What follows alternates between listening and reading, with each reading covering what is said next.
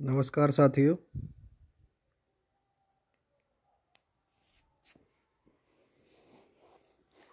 जैसा कि आप सभी को पता है, ये जो हमारी क्लास होने वाली है, ये टीजीटी और पीजीटी को ध्यान में रखते हुए ये क्लास हम करने वाले हैं।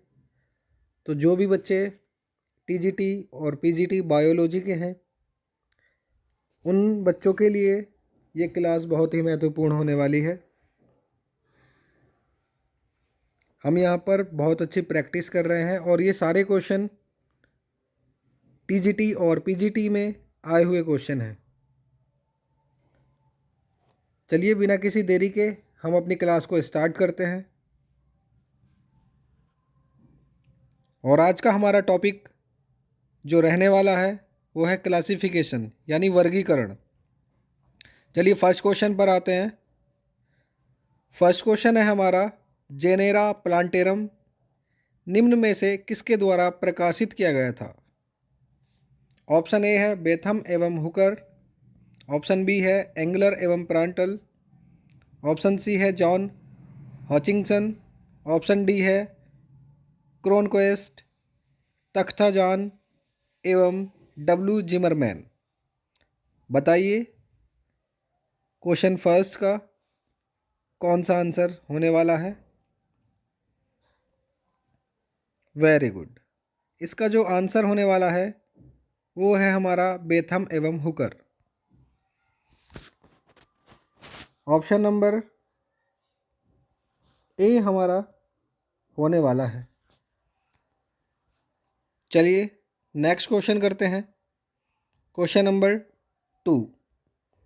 क्वेश्चन नंबर 2 है, जेनेरा प्लांटेरम किसके द्वारा लिखित है? ये जो बुक है जेनेरा प्लांटेरम किसके द्वारा लिखित है?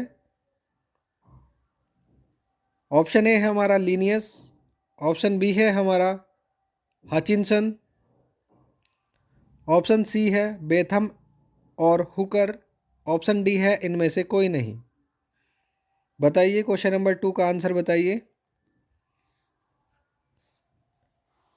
यस, क्वेश्चन नंबर 2 का जो आंसर होने वाला है वो है हमारा बेथम एवं हुकर।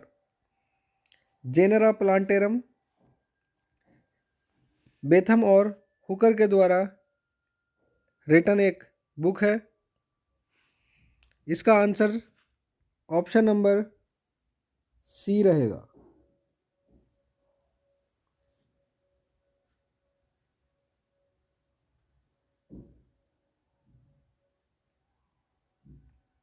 चलिए ऑप्शन नंबर सी के बाद नेक्स्ट क्वेश्चन पर आते हैं। Question number 3।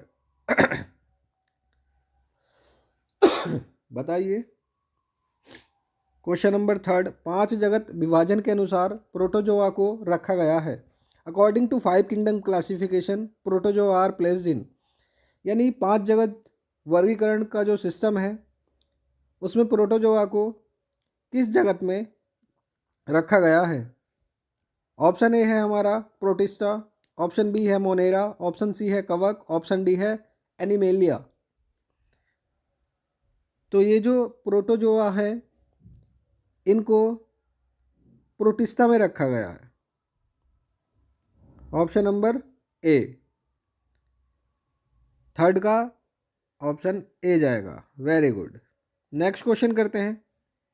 क्वेश्चन नंबर 4, सभी जीवों को 2 एम्पायर्स के 8 जगतों में किसने वर्गीकृत किया है? All organisms were classified into 8 kingdoms of 2 empires by option A है हमारा R H Whittaker, option B है हिकल, ऑप्शन सी है वोएज, ऑप्शन डी है कैवेलियर स्मिथ। बताइए जल्दी से आंसर बताइए क्वेश्चन नंबर 4 का। Very good. क्वेश्चन नंबर 4 का जो आंसर है वो है कैवेलियर स्मिथ। कैवेलियर स्मिथ ने जीवों को 2 एम्पायर्स या महाजगतों प्रोकैरियोटा और यूकैरियोट में विभक्त किया था। वोएज एवं अन्य ने इनके स्थान पर 3 डोमेन वर्गीकरण प्रस्तुत किया था। तो इसका जो ऑप्शन जाएगा, ऑप्शन नंबर डी जाएगा, कैवेलियर स्मिथ। चलिए नेक्स्ट क्वेश्चन पर आते हैं।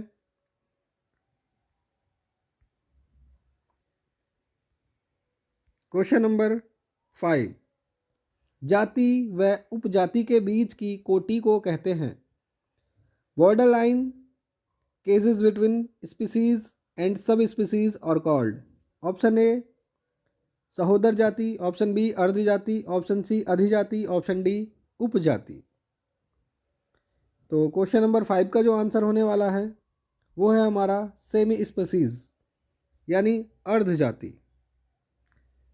ठीक है, सेमी स्पीसीज के साथ जाएंगे हम, यानी अर्ध जाति के साथ जाएंगे। उपजाति और जाति से नीचे की श्रेणी को कहते हैं। जाति व उपजाति के बीच की जो श्रेणी है उसको हम अर्ध जाति या सेमी स्पीसीज कहते हैं। क्वेश्चन नंबर 6 पर आते हैं। बहुत इजी क्वेश्चन है। बायोलॉजी शब्द का परिचय कराया था, यानी ये जो टर्म बायोलॉजी है ये किसने दिया था। ऑप्शन ए है अरस्तु, ऑप्शन बी है लैमार्क, ऑप्शन सी है डार्विन, ऑप्शन डी है लिनियस। तो बताइए कौन सा है, क्या आंसर होने वाला है क्वेश्चन नंबर 6 का। वेरी गुड, बहुत इजी क्वेश्चन है। तो इसका आंसर है हमारा term biology was introduced by, इसका आंसर होने वाला है हमारा लैमार्क। लैमार्क और ट्रेवियनस के साथ जाएंगे हम। लैमार्क तथा ट्रेवियनस नामक वैज्ञानिकों ने सर्वप्रथम बायोलॉजी शब्द का प्रयोग किया था, है ना। और अरस्तु को यानी एरिस्टोटल को बायोलॉजी का पिता कहा जाता है, यानी फादर ऑफ बायोलॉजी किसको बोला जाता है, एरिस्टोटल को, यानी अरस्तु को। नेक्स्ट क्वेश्चन पर आते हैं। क्वेश्चन नंबर 7, वर्गीकी के पिता हैं यानी फादर ऑफ टैक्सोनॉमी किसको बोला जाता है। ऑप्शन ए है डी कंडोले, ऑप्शन बी है हुकर, ऑप्शन सी है लीनियस, ऑप्शन डी है अरस्तु। बताइए फादर ऑफ टैक्सोनॉमी।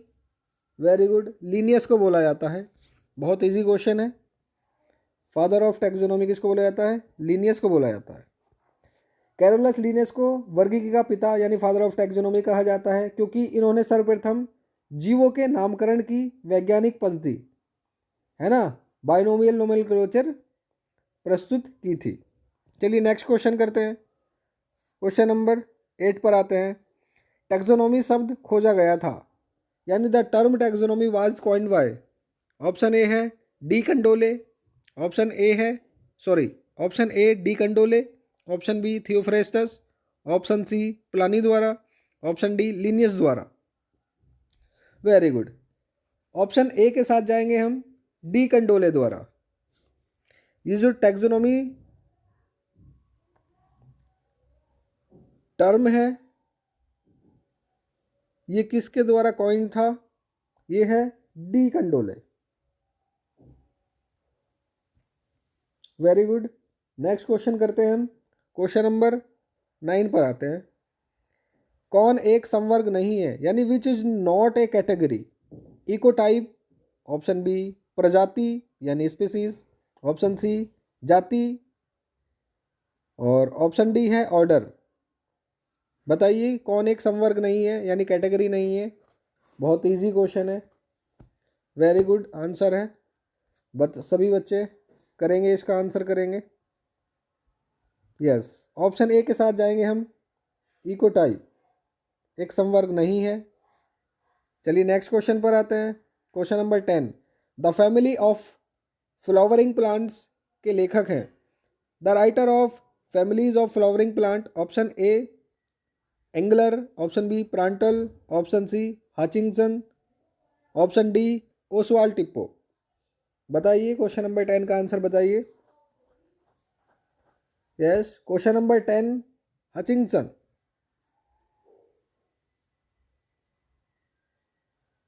ठीक है, क्वेश्चन नंबर 10 का जो आंसर है वो ऑप्शन सी के साथ हम जाएंगे। हचिंसन इसके राइटर हैं, the family of flowering plants के। चलिए नेक्स्ट क्वेश्चन पर आते हैं। क्वेश्चन नंबर 11, लीनियस ने द्विनामकरण की विचारधारा सर्वप्रथम प्रकाशित की थी। यानी Linnaeus published his concept of binomial nomenclature first in option A Systema Naturae, option B Species Plantarum, option C Genera Plantarum, option D Philosophia Botanica. बताइए किस ऑप्शन के साथ जाएंगे आप। क्वेश्चन नंबर 11 का जो आंसर है वो है स्पीसीज प्लांटेरम। लीनियस ने द्विनामकरण की जो विचारधारा सर्वप्रथम प्रकाशित की थी वो स्पीसीज प्लांटेरम में प्रकाशित की थी। ऑप्शन नंबर बी के साथ हम जाएंगे। ठीक है, नेक्स्ट क्वेश्चन करते हैं। क्वेश्चन नंबर 12, द्विनाम पद्धति का प्रतिपादन किसने किया था।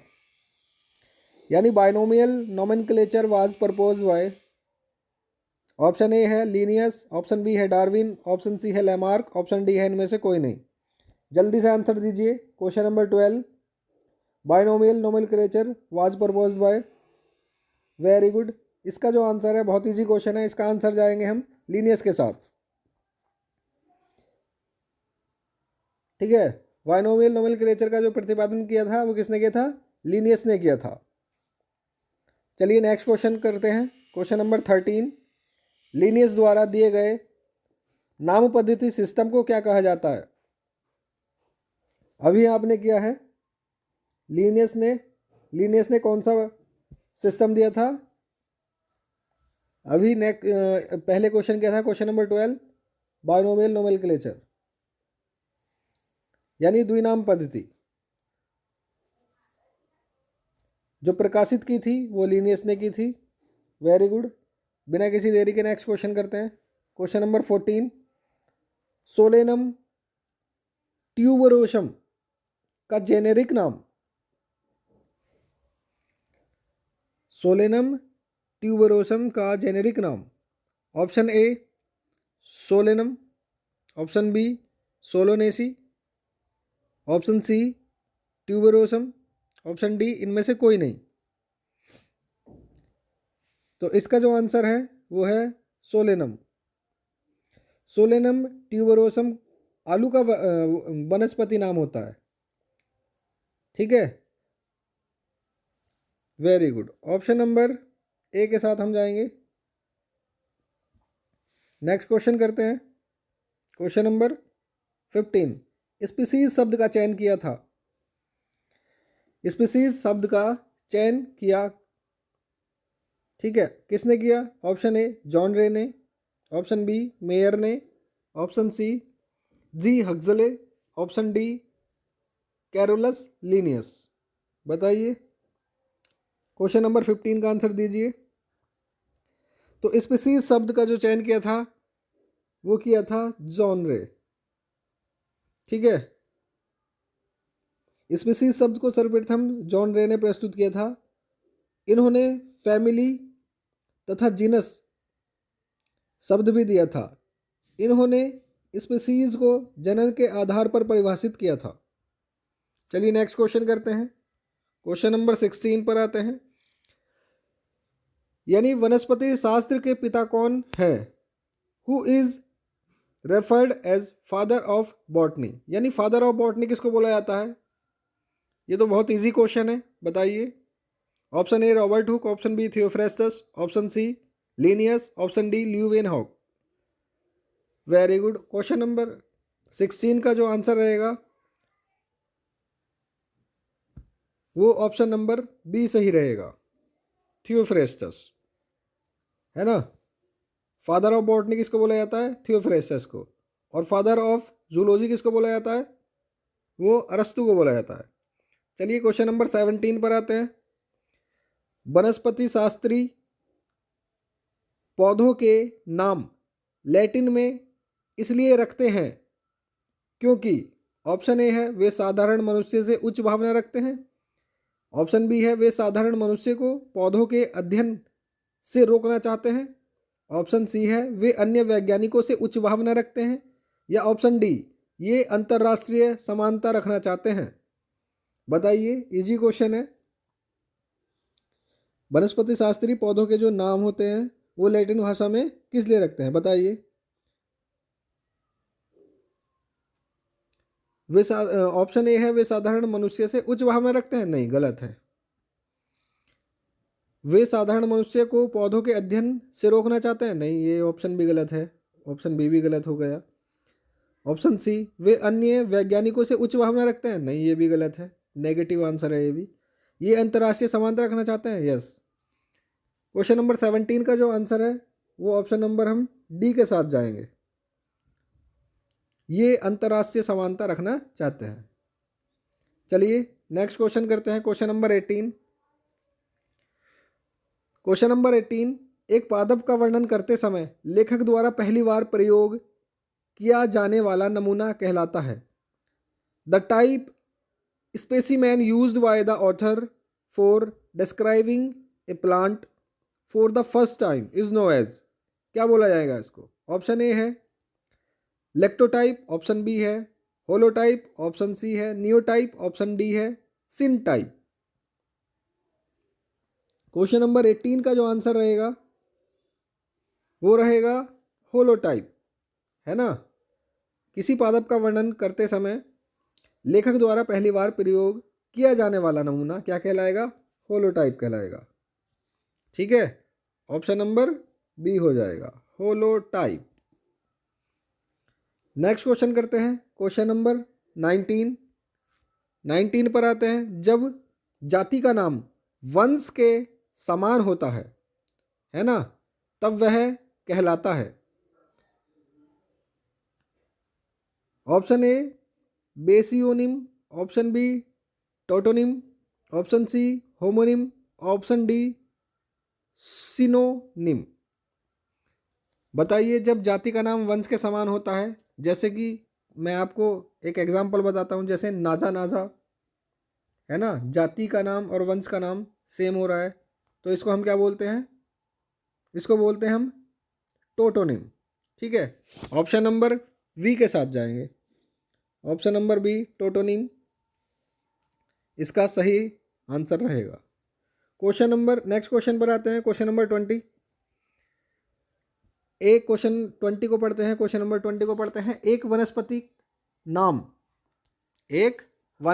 नाम जिसमें वंश नाम पूर्ण रूप से जाति संकेत पद को ही दोहराता है कहलाता है। चलिए, a botanical name in which specific